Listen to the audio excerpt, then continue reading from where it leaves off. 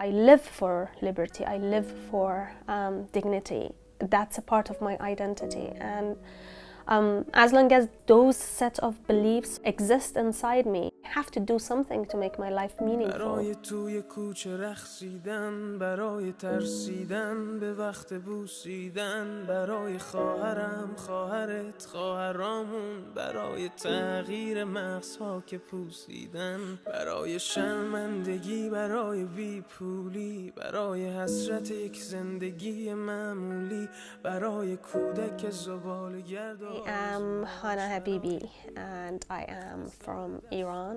I'm living in New Zealand now. It's been nearly 8 years, but I left Iran in 2011.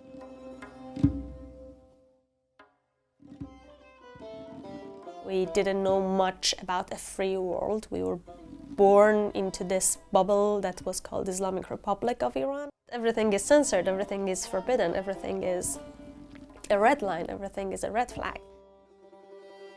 This is my mom. She used to be a record-holding champion. She was at a very young age a high school sports teacher, but they fired her because of being a finalist of a beauty pageant like before the revolution. As a girl growing up in Iran is not easy. It's not only the society, it's also the family, the culture, and this discrimination grows under your skin. I started to feel I need to follow rules from age of 7. My mom, she was a tailor, she would make my clothes herself.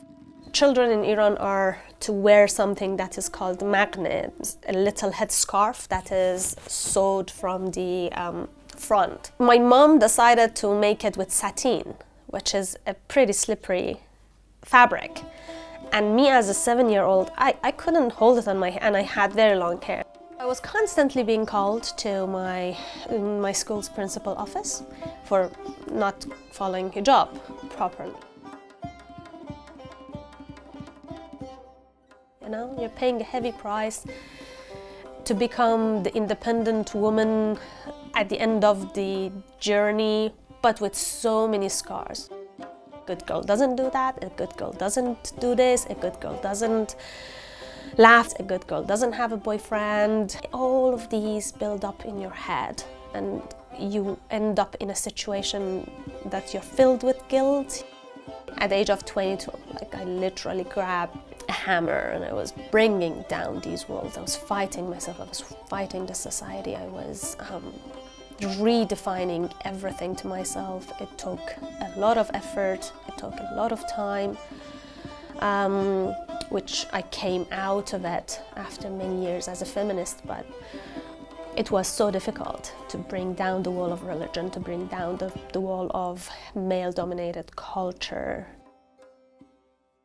We had these security checks in front of, at the entrance door of the university for women, so we had to go cross that. There were like 2 security women checking our outfit every day and questioning us.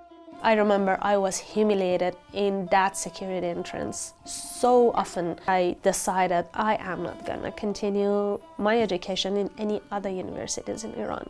That's it. And I didn't have money, I didn't have resources, I didn't have support, I didn't have any of those.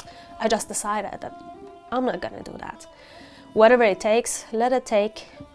I want to live somewhere that I have dignity at least. This is the photo of the day I was leaving Iran. I was in tears. My mom was heartbroken. Her only daughter was leaving, so I can see in this photo.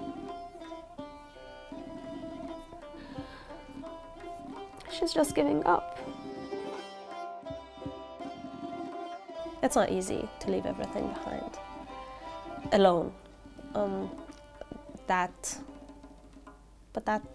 was something I knew I have to do. I left Iran in 2011, and I left particularly because I couldn't take the male-dominated society anymore. The first country I migrated to was Malaysia. I migrated there to continue my education, to do a master's. This is maybe the first week after arriving in Malaysia.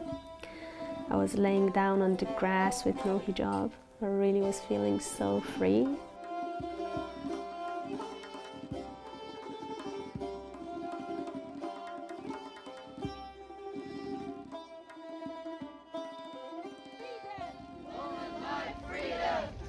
Say her name! Mahsa Amini! Say her name! Mahsa Amini! Say her name! The protests in Iran sparked because of the death of a young woman, young Kurdish woman traveling to Tehran. Her name was Mahsa Amini. In her funeral, women took off their scarves because they knew she was killed because of hijab, so they took off their scarves and they started shouting, "Woman, life, freedom." And the chain of these things and the footages and videos coming out really touched the society, a society that is already experiencing a lot of discrimination, and women started to react, women started to cut their hair from anger and all this collective emotion from the nation inside Iran and among diaspora. All of these became the spark of the revolution.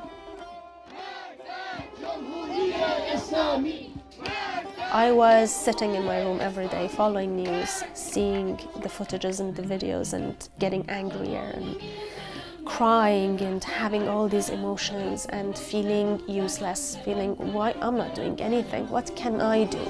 I reached out to 3-4 friends here in Wellington that I knew share similar thoughts with me. All of a sudden it snowballed. We talked about let's cut our hair, let's get a mic, let's go. So when we made the announcement, so many people showed up. We are here today to join an unprecedented global freedom rally for Iran. We are among the first cities rallying here. I was seeing these women, I don't know, the very first few 2-3 women who were cutting their hair in front of their mobile camera or laptop camera. You could see them how passionately they're doing this, you know. They were filled with anger and rage, rightfully. For me, it was like they are showing that enough is enough and this is their way of doing it. And I want to do that. I want to do the same thing symbolically, visually. Because you can say how angry you are, but if visually you are hurting something, you're hurting your beauty or cutting a part of you, so basically maybe the message can get across. When I decided to start being an activist, at the same way that all my life I've been fighting, now I just have decided to take it to another level and fight publicly.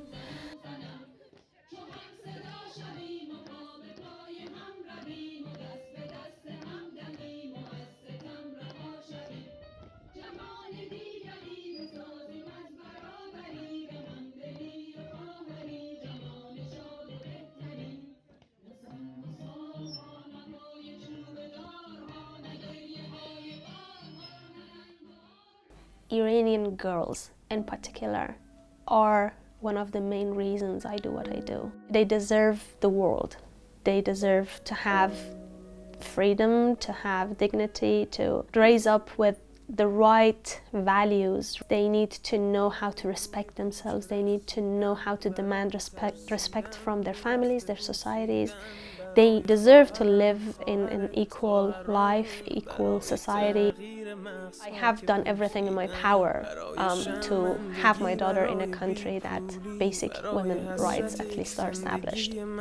Raising her, I will always try my best to teach her these values, to respect herself, to always demand gender equality, demand human rights, respect human rights, fight for those. And that is what I want for every other girl and woman inside Iran.